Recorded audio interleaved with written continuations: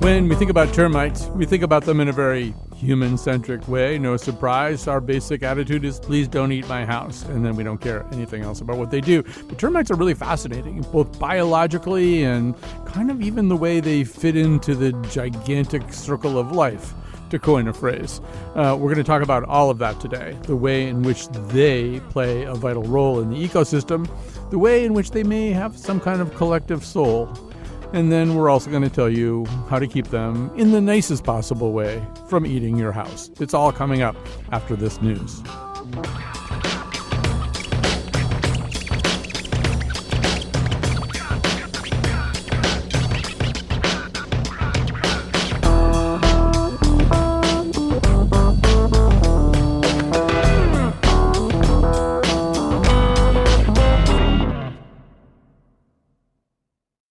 If the queen happens to meet a king, they crawl off and they make themselves a little hole in the ground. The king and queen disappear forever below ground.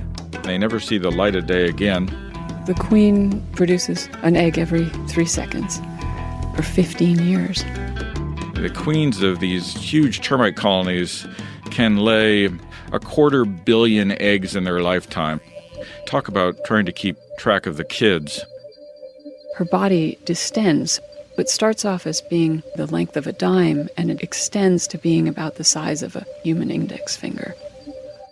So this little male king sits next to this enormous female that can be several inches long, a ghastly thing. Even an entomologist like myself, who loves all creatures equally, is pretty startled when he sees a termite queen. Her skin is stretched and translucent. Her body keeps pulsating. And you can see this horrific juice bubbling underneath the surface. The babies begin to tend the queen. They feed her. They clean her. She sweats this exudate that has to be licked off continuously. They carry away the eggs, stack them in little piles, and tend them until the little termites hatch. Gradually, she gives birth to this whole mound of termites. All right, the voice that you hear, one of the two voices you hear in that clip is Lisa Margonelli, our primary and most important, our termite queen guest on today's show, although we will have some other soldier guests. But she's talking about the mysteries of the termite queen with Mark Moffat, researcher at the Smithsonian and a photographer for National Geographic. We're going to be talking about termites today. And let me just say, there's this story which I think has now been rendered apocryphal, that the great legendary British biologist J.B.S. Haldane was asked whether his studies had taught him anything about the mind of God, and that Haldane said, he is extraordinarily fond of beetles. The idea being there's just a lot of beetles, a lot of different kinds of beetles and stuff like that, which, that's true. But when you start geeking out about termites, you think, maybe it's termites, really, that he's extraordinarily fond of, because according to this fascinating book that we're talking about right now, Underbug, An Obsessive Tale of Termites and Technologies, if you piled all of us, everybody you know, everybody you don't know, all the people on one side of a scale, and then piled all the termites that you don't know on the other side of the scale, the termites would be 10 times heavier than all the people. That's like how many termites there are. So anyway, that's me sharing a fun fact that actually I got from our guest. I don't know why I wouldn't just let her say that. Lisa Margonelli is with us, the author of most recently Underbug, An Obsessive Tale of Termites and Technology. Yeah, first of all, Lisa, welcome to our show. Thank you. Yeah, I think maybe just to begin, we need to reintroduce the audience to termites. They think they know what termites are. Like the only thing that they really know is, oh my God, there's termites, get rid of them. Right. They eat houses, don't they? They eat houses, don't they? Exactly. So the first thing, let's start with a piece of bad news for termites, which is that they only recently found out they are essentially gregarious cockroaches. As if things couldn't be worse PR-wise for termites. They got to be cockroaches too. Explain that. Yeah. For a long time, termites were thought to be their own kind of order of insects that had evolved. But then it was realized that actually 150 million or so years ago, they were cockroaches. And cockroaches are solitary bugs mostly. And these cockroaches began to eat wood. And in order to eat wood, they needed microbes. And they couldn't hang on to their microbes because they would shed their intestines, molt their intestines regularly. So they started to sort of combine in little groups, sharing their they call it wood shake. Well, that's a polite term for this little dollop of goo that they get from each other's butts and eat. And they, in starting to share the microbes, which is one social sort of colony, they also started to share their whole being with each other. And they gradually lost all the things that they needed for independent living. They lost their hard exoskeleton. They lost their large size. They lost... what happens with the queen and the king is that they actually suppress, or the queen especially suppresses the maturation of all the babies and all the young termites in the colony. So actually it's a neoteny. It's all kids in there. They keep their children kids forever. And that's what's going on in the termite colony. So they started to sort of pick and choose, evolutionarily, of course, all by accident, different characteristics that allowed them to live socially and as a group rather than individually. Yeah, I think, at one point in the book you say that a profound question is, what is one termite? And the answer is kind of not much, really, right? It not only takes a village to raise a termite, it takes a village just to be a termite. Yeah, one termite is like nothing. They could eat like maybe a couple of periods worth of wood off of your house. I mean, like periods in text. Right. But that's it.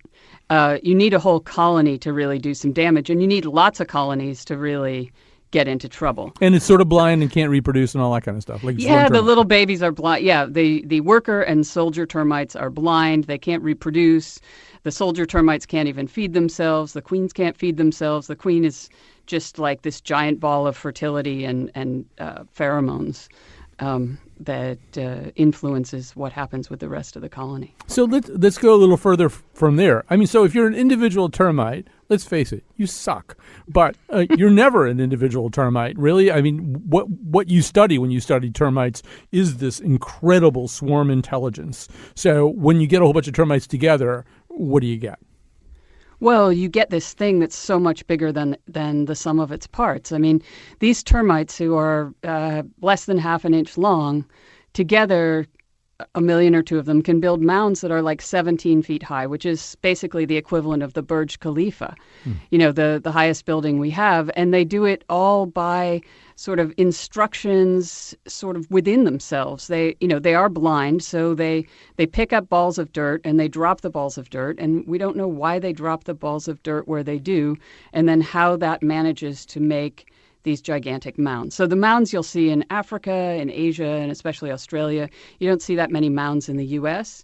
In South America, you'll also see structures in trees. Right. And we'll get into this more when, at the end of the show. We're going to have Mike Pierce, an architect in Zimbabwe, who sort of uses the structure and ideas of the termitary in his architecture. But, I mean, we could say right now, anyway, Lisa, that if you were to go and take a screwdriver or something and stick it into one of these mounds, it would be like, clean up an aisle 6, right? I mean, the termites Absolutely. would be... Yeah.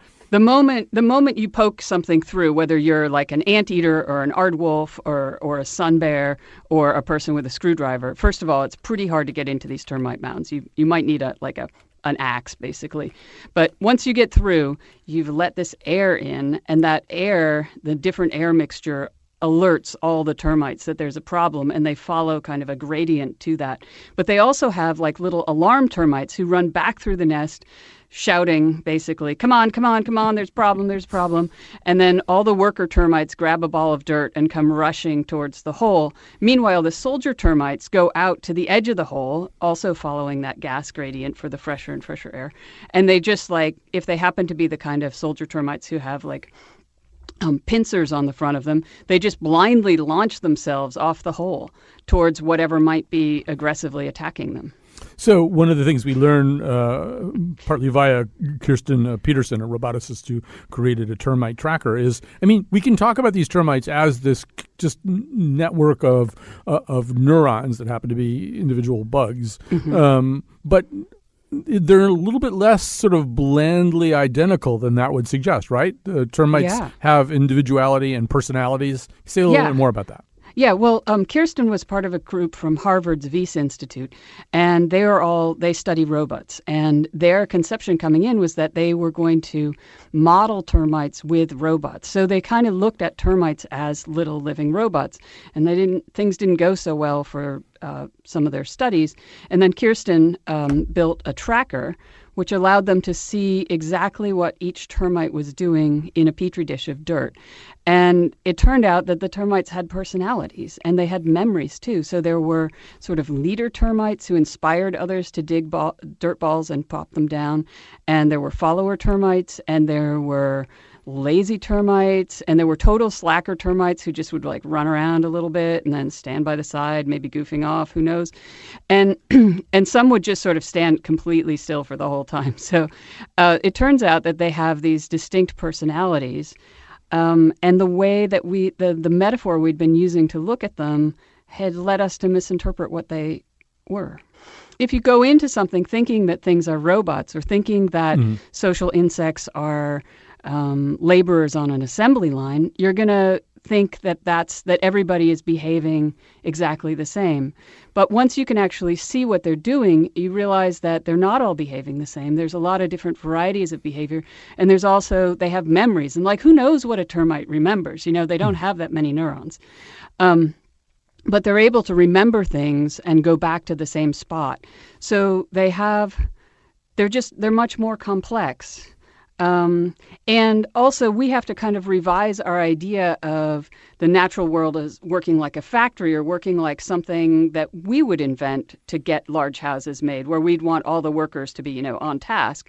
Like if you can do this with, 70% of the workers kind of messing around,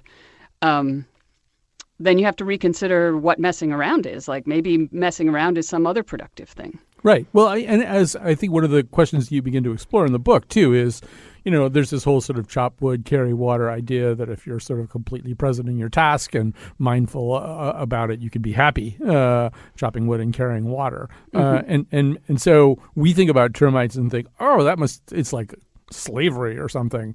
That's not necessarily your take, though. No. I'm not a scientist, and I spent 10 years watching scientists watch termites. And so I got into watching the scientists, but I also got into watching the scientists and the termites. And one of the things I saw is that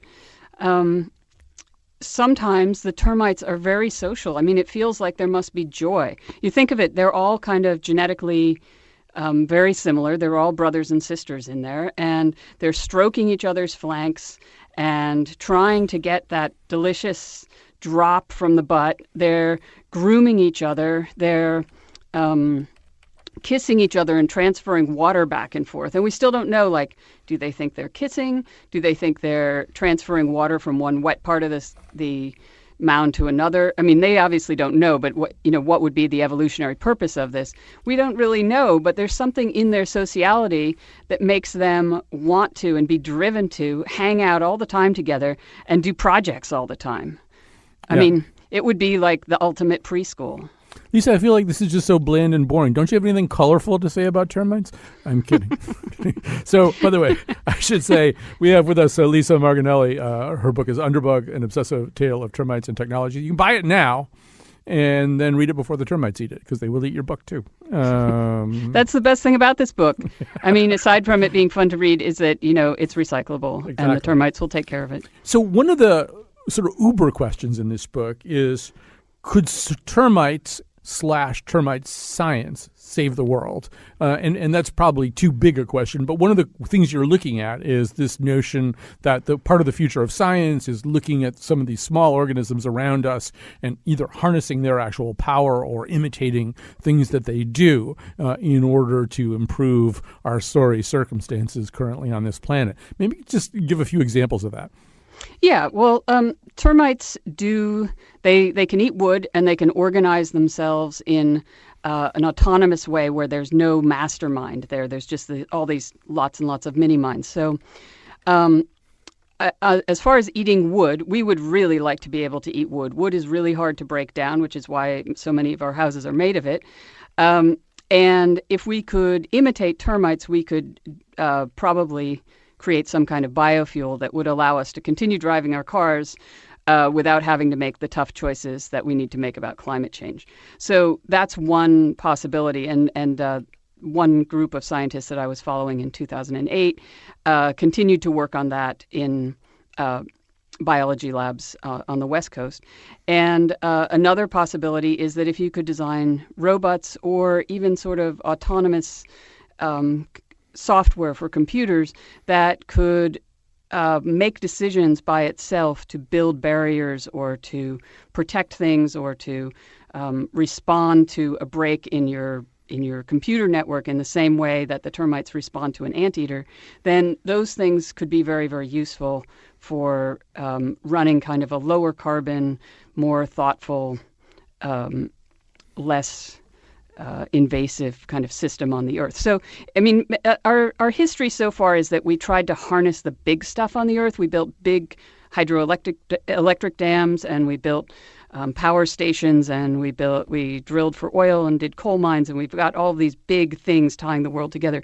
And the future is kind of much smaller. It's microbes and it's tiny autonomous ways of organizing and responding to things. Right. And I mean, I think the other part of this, and this will come up more in the second segment here, but, once again, our reaction to termites tends to be, termites, get them out of here. But if you're, let's say, a wheat farmer in Namibia, maybe getting the termites out of here isn't such a great idea, right? Yeah. Actually, a study in Australia found that putting the termites into the wheat fields and stopping basic nitrogen fertilizer actually increased the wheat yields by about 30%. So that's a really significant increase in the yield, and that's because the termites actually fertilize land. They don't just fertilize it because their poo contains nitrogen that's bioavailable, and they also aerate the soil by crawling through it, and that changes the texture of the soil and makes it more hospitable for plants. And there are places in Kenya where the termites basically dominate the landscape and have made this kind of like a polka dot pattern of fertility all over the landscape. And when you look at these polka dots of tasty leaves and trees and grasses that are right on top of the termite mounds, you realize that there are more geckos there and more spiders there. And also, this is where the elephants come and also the giraffes. So it has, the termites are kind of like running on a treadmill just under the ground and holding up this whole giant pyramid of fertility and also things that we really like elephants.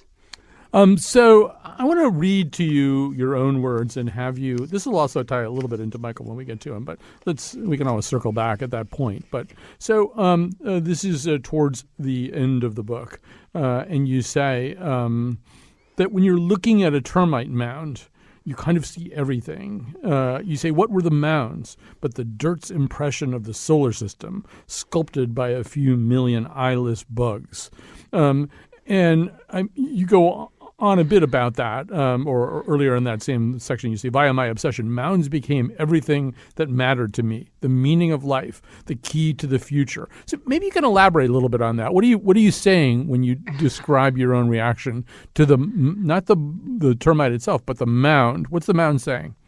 Well, the simplest explanation is that the termites crawled into my head and took over. But the second explanation is that in a mound, when I'm talking about the mound being a calculation of the solar system sculpted by bugs, it's that the mound is essentially always falling because of rain and other things falling on it.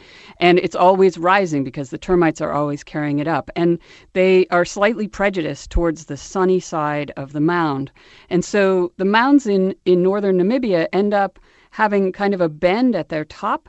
And the bend is almost always about 19 degrees from north, which happens to be the zenith angle of the sun. And Scott Turner, one of the scientists who I followed, spent a long time just taking pictures of mounds day to day to see how they changed over the course of a year or two, and found that they were constantly, it's a process. We think of a mound as a thing, but it's actually a process of constantly rising and falling.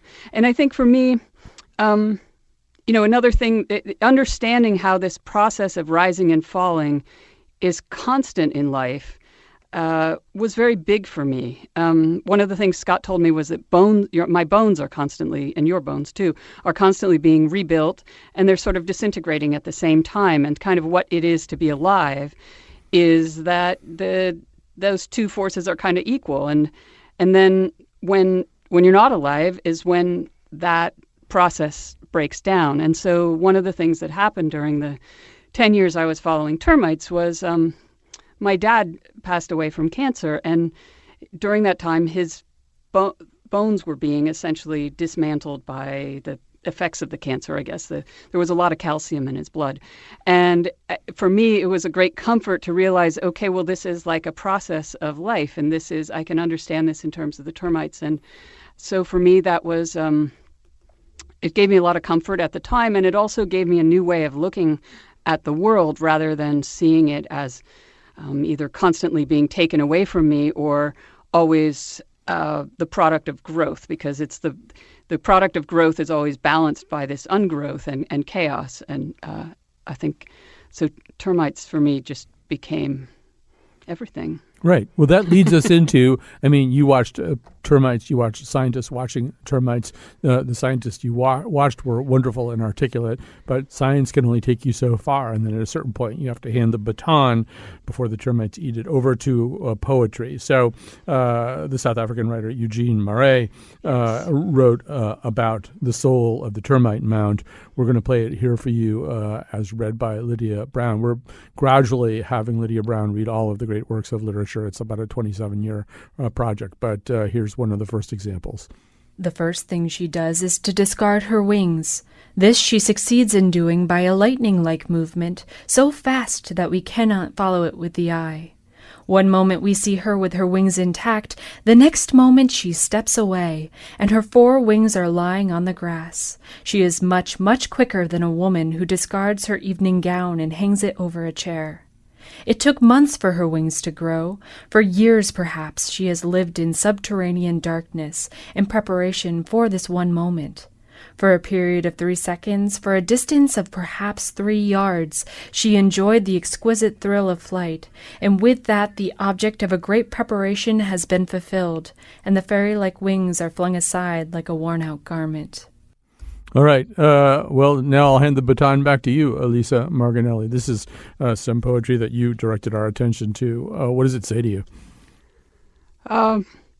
Well, it's a way of empathizing and seeing ourselves in a termite queen who's just about the least human thing you can imagine. So we travel along with the termite queen when she does her nuptial flight, this brief flight when they burst out of the mound. This is the fertile termites, the kings and the queens, burst out of the mound, and they fly for just 3 feet or something like that. They crash land. They're basically just a way of carrying genes almost. They crash land and they break their little wings off. And then they scuttle off to a hole in the ground. What's amazing to me is that when they go off to the hole in the ground, provided all this works, I mean, generally, like, more than 99% of these fertile termites are eaten because they're delicious and they're very fatty, supposed to be a bit nutty flavored. Anyway, they scamper off to a little hole in the ground if they're not eaten. They breed, and then they trim the ends of their antennas. Apparently, they bite off the ends of their own antennas, which reduces their sensation because they're going to be like locked underground for all this time. Of course, they don't know that, but something drives them to bite the ends of their antenna off. And to me, it reminds me of, my friends who have toddlers and are sleep deprived, so they aren't completely aware of everything that's going on. This is a way of kind of like blocking out some of the sensation. All right, we're going to take a quick pause here. I do want to say that if you would like Lydia Brown to read a poem that you wrote, send the poem to me along with $100 in cash, $150 and 5/10. But meanwhile, we're going to come back. We're going to talk more about termites. We're going to talk about sort of basically the innate human reaction to termites, which is, of course, is faster, pussycat, kill.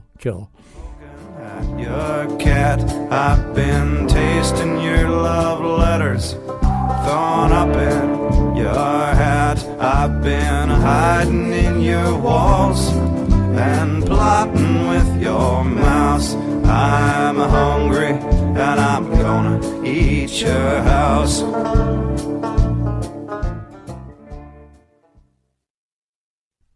All right, we're back. We're talking about termites, and we're being guided through the world of termites, led by the hand through a giant metaphorical termite, a mound by Lisa Marginelli, author of Underbug, an obsessive tale of termites and technology. Boy, you're like the perfect Colin McEnroe show guest. What's your next book about? Let's make a plan here. I don't know. All right. I don't know. I'm thinking tetrapods, but I don't know. Keep us in the loop. All right. So we are now going to, look, there's no avoiding it. We can romanticize termites all we want, but they will occasionally show up at your house, and that just isn't a good thing if you want to keep having a house. So joining us to be part of that conversation is Jennifer Dacey, entomologist, wildlife biologist, and integrated pest management technician at the UConn Department of Plant Science and Landscape Architecture. She's also the technical director for CT Pest Control Association. Before we get to Jennifer, though, Lisa, I guess maybe one thing we haven't sort of said is, how come termites can eat wood? What's going on with their gut biology that they're so good at eating croquet mallets and things? Well, they have a whole collection of microbes in their guts, and some of those are capable of unlocking the complicated molecular structure of wood. And so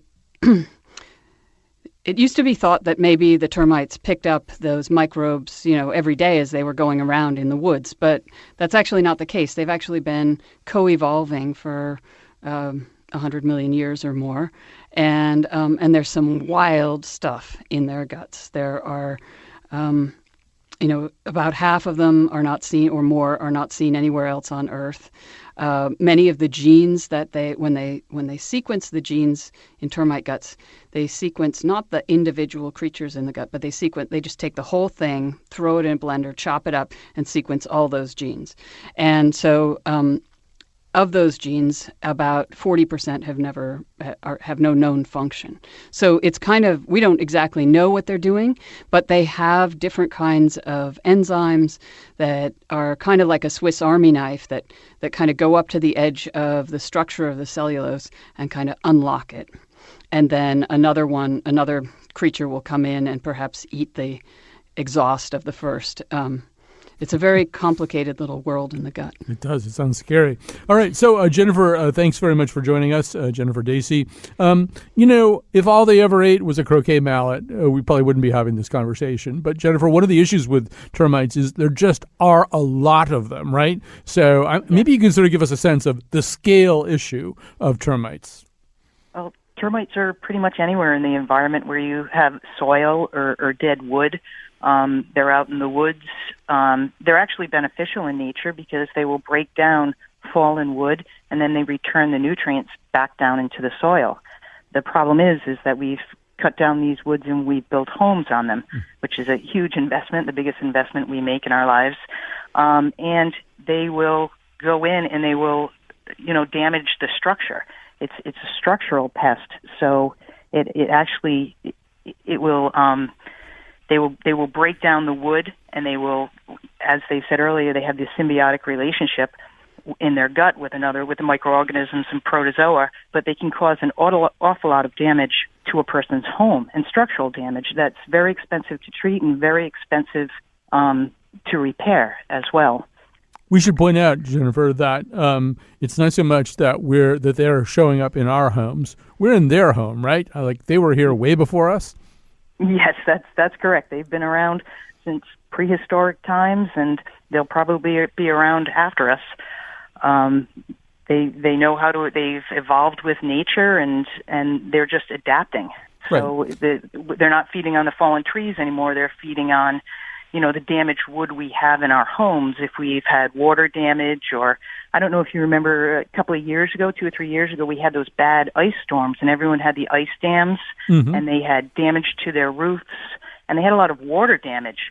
Well, that type of soft damaged wood will attract termites, and they really love any type of moisture because it's easier. They like the soft woods to begin with, but they really love damaged wood. It's just easier for them to chew through.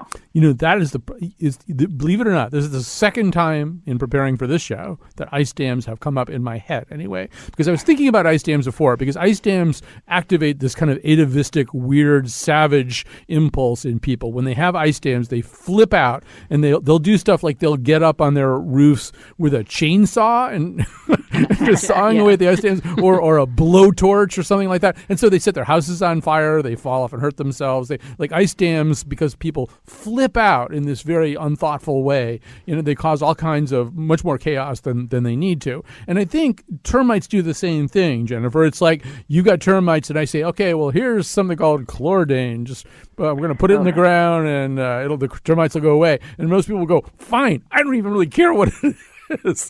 Just kill them all, make them go away. So talk about that. That's true. Everyone wants, they want to live a green life. But when it comes to termites, it depends on your shade of green. They do. I remember one time I went in, they had swarmers, as your guest was saying earlier.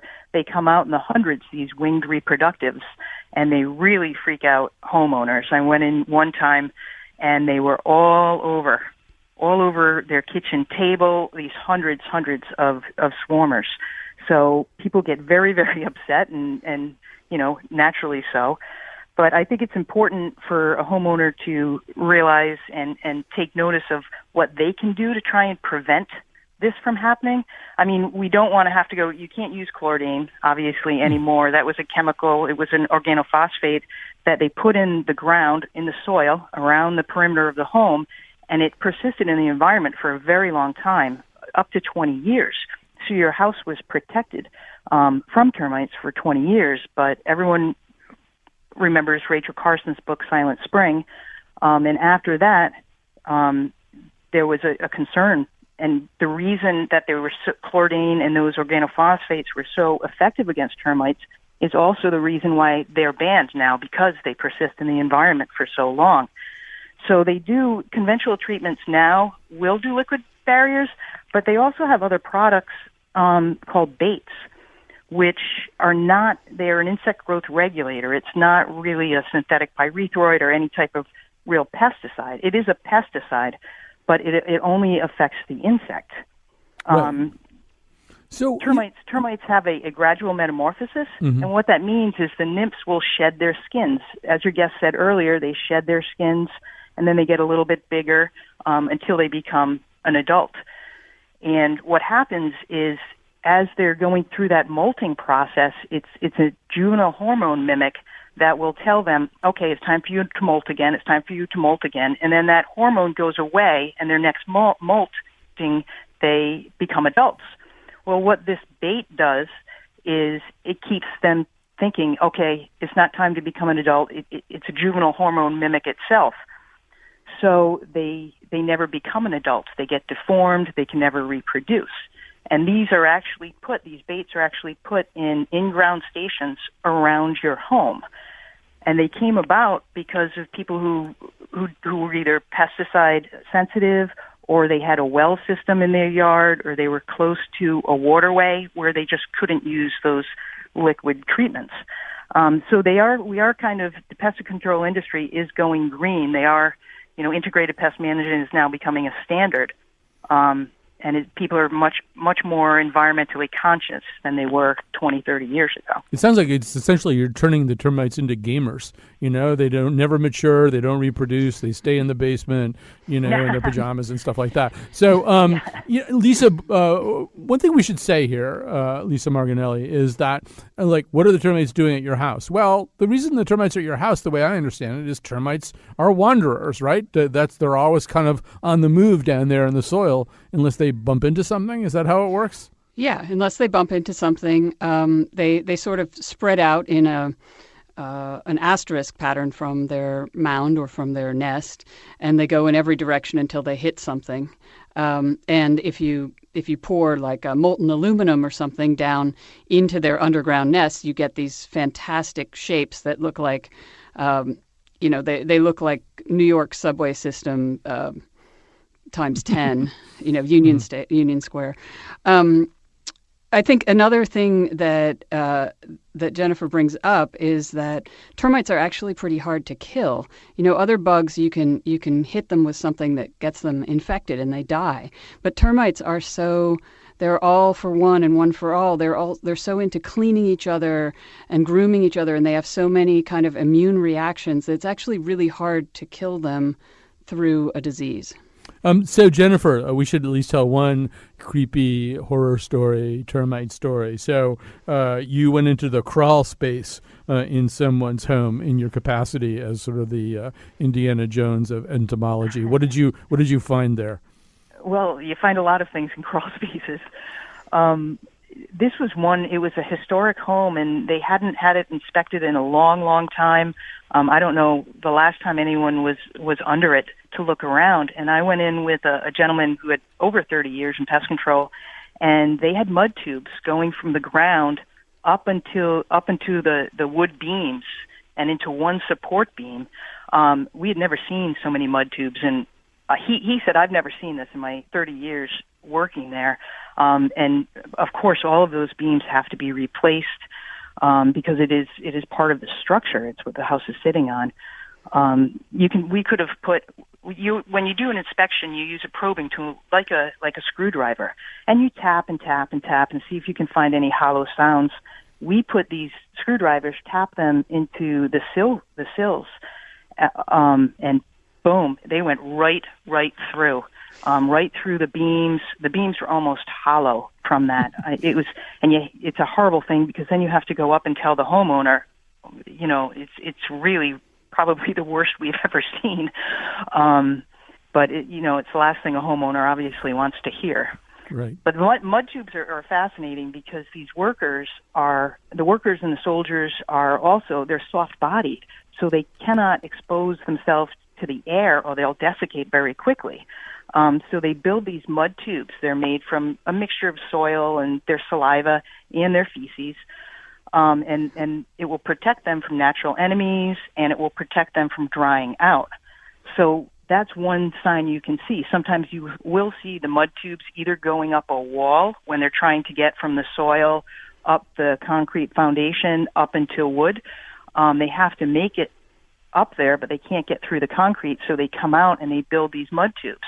That's one sign you can look for. But sometimes they will go straight standing from the soil right up into a beam, it's really kind of incredible. They look like almost little volcanoes that just go right up, and it's really interesting. And if you knock one of those mud tubes, they send out that alert pheromone. And the soldiers come right to the front, and it's really, really kind of interesting. And then they'll start patching it up again, too. Really incredible insects. All right. So you thought the Amityville Horror was scary. We're going to have to take a little break here. For God's sakes, get out. And we're going to come back. We're going to go the opposite direction. Instead of termites eating your building, we're going to build a building that mimics the artistry of termites. But thank you very much to Jennifer Dacey, entomologist, a wildlife biologist, and integrated pest management technician at the UConn Department of Plant Science. We'll be right back. They will eat up your house, it's true. They'll come through the cracks for you. They'll eat all your house, it's true. Whoa, so don't go through all this pain, so your house can't stay the same. Please don't cry. Okay, we're back for our final segment. Very quickly, I have to do some credits. Jonathan McPants is on the board. Betsy Kaplan is the producer of this show. And I guess Simeon's in there, right? Is he doing anything in there? Yeah, okay. He's just doing something anyway, right? All right, so Simeon helped out. The part of Bill Curry was played by Laura Croft. We're going to go back to termites right now. Joining us, first of all, here for the whole thing is Lisa Marginelli, author of, and it's available now without a prescription, the book Underbug: An Obsessive Tale of Termites and Technology, once again written by Lisa Marginelli, who's been our kind of anchor guest today. And now joining us, as promised, Mick Pierce has been an architect in Zimbabwe and Zambia for over 30 years. He is doing work in what is sometimes called biomimicry architecture, and I'm going to let him explain it so that I don't screw it up. But so first of all, Mick, welcome to our conversation. Hi. Hello. Hi. From London. So if I were just looking at your Eastgate building in Zimbabwe, I wouldn't necessarily go, wow, he based all that on termites. But in fact, termites were a big artistic and creative influence for you. Explain how that is the case. Well, I used to walk the dogs, and I still do, on a golf course where in just outside Harare, which was actually a wetland. And you get, in September, October, you get these breathing towers that are built by termites. They're like, earlier you were talking about mud tubes. That's what they are. But they rise by themselves. They're about sort of 4 inches in diameter, and they go up 3 or 4 feet, 5 or 6 feet sometimes. And they, as far as I can see, are for breathing, because underneath them, way down in the ground, underground, there is a big space, and that space is the same volume as the tube, because obviously they're digging out pieces of soil and shifting it up to build this tube.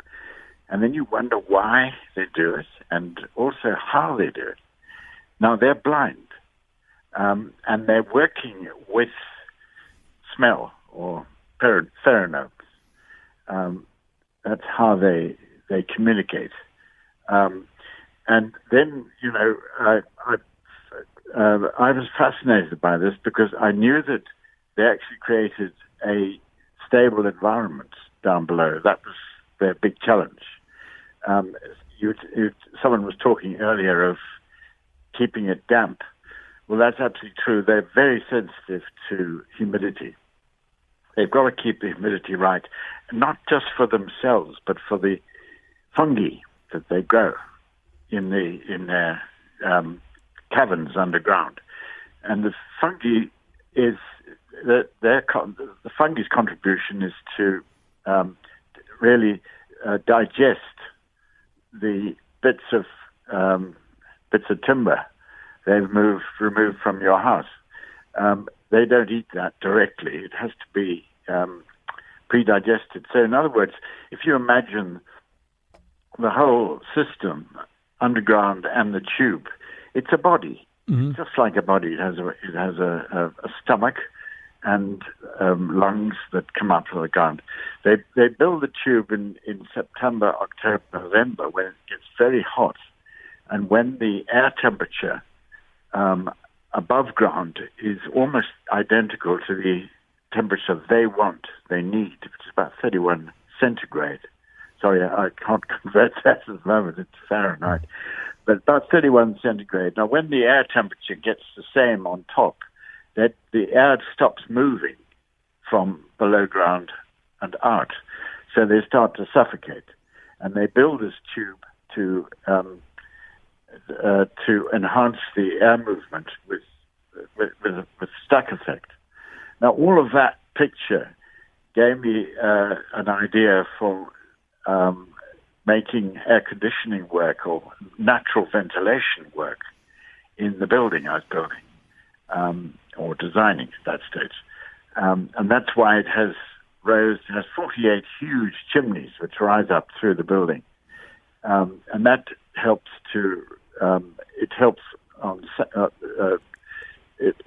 with the fan power that is needed to push air up through the building.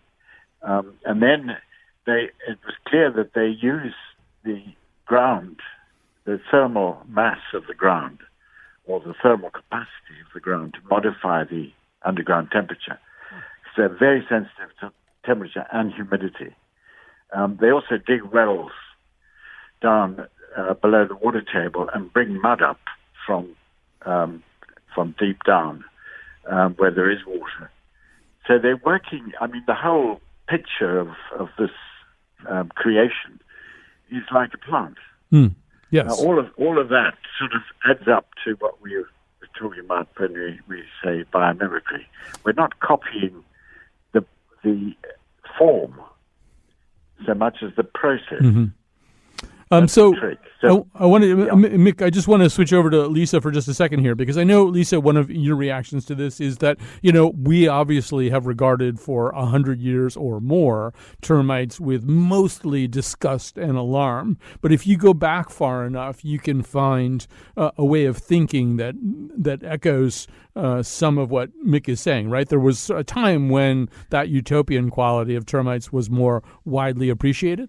Yeah, that's true. During the Enlightenment, science naturalists, science hadn't quite been invented yet, but they would look into termite mounds and try to see like a pattern or a way that humans should live. That they saw that as a sort of a naturally ordained society, and they came up with some really weird ideas. Everything from the termite mound showed that aristocracies were good and the rights of kings were right, and workers were born to protect and feed the aristocracy. That sort of thing, and also considerably worse, I'll add. And then some people looked in the termite mound and saw like a perfect sort of socialist society. And so there was this whole sort of seeing utopias of various sorts in the social insect organization. But for most of the 20th century, I think we viewed the termites as destructive or pests or an example of a kind of like insect fascism. I mean, Aldous Huxley used them as an example for Brave New World, apparently. This idea that you were just sort of a drone and a cog in a larger corporate project. And one of the things that's really lovely about what Mick has done is looking at the function of the termite mound and then bringing those ideas in a very kind of hopeful way into our human design. And you can also see that with some of the work that geneticists are doing. We're now looking to nature for sort of blueprints or intellectual property, to be more blunt about it, but blueprints of how you could live more gently on the earth. We're almost out of time. We've only a minute or two left. But Mick Pierce, I guess the other part of this that's implied in everything you're saying is that these mechanisms, these processes exist as an alternative to some of the resource-consuming things we do to, say, cool our environments. Absolutely. They don't need a power connection to keep the air conditioned exactly in a very fine band. And I think they're working to an algorithm. They're not actually working to a fascist leader. And they don't have a plan, like an architect's plan. They just build. They're blind. So what they're building is not seen in the same way as we do. Their eyes are pheromones or smell, really. It's a chemical way of communicating. So I'm absolutely fascinated. They're social insects, and the way social insects behave is very interesting. And as I said, it's much more of a process than a formed family tree of power. It's actually, it's rather like these amazing starlings flying over Portland that I saw the other day. I was up in Oregon, and they form these wonderful clouds, and they're just flying to an algorithm. Right. Yes. If we only knew what it was. All right, Mick Pierce, we're going to have to stop it there. An architect in Zimbabwe and Zambia. And we also have to say goodbye to one of our favorite guests ever, Lisa Marginelli. You could just check in and find out what we're doing shows on, and then just tell Betsy whether you want to be on them or not. I mean, thank you. I love this show. I want to eat it up. All right. Yeah. See, that's the problem. Underbug, an obsessive tale of termites and technology. You learn a lot about termites. You also learn a lot about Lisa because she's very much a character in her own book, and she's sort of the Carmen Sandiego of entomology. She's just jetting all over the planet in search of kind of grotty kinds of situations. Yes. All right. So thanks very much, Lisa. Thanks to Betsy Kaplan, who conceived of it all. Thanks to Mr. McPants for jumping on the board, and thanks to anybody else who warrants thanking. I don't know who that is.